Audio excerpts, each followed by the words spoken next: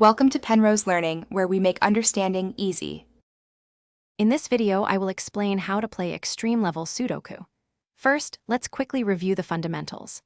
A Sudoku puzzle consists of a large 9x9 grid, which is further divided into 9 smaller 3x3 boxes.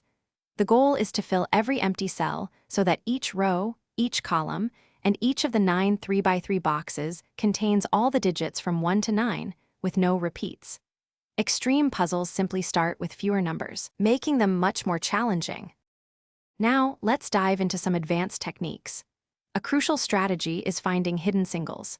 This means locating a number that can only fit into one specific cell within a row, column, or 3x3 block, even if that cell has other candidates. Another powerful technique involves hidden pairs. Here, two numbers are the only possible candidates for two specific cells within a unit, allowing you to eliminate all other possibilities from those two cells. Moving to more complex eliminations, the X-wing technique is invaluable.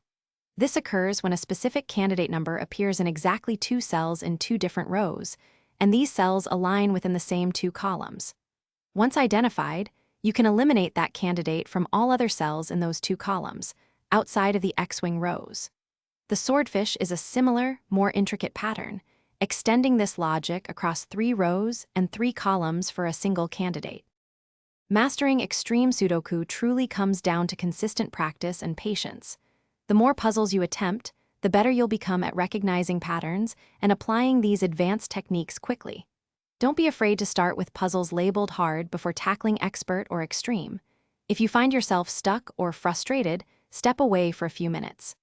A fresh pair of eyes can often spot solutions you missed, making the process much more enjoyable. Thanks for watching. If this was helpful, leave a like and consider subscribing. See you next time.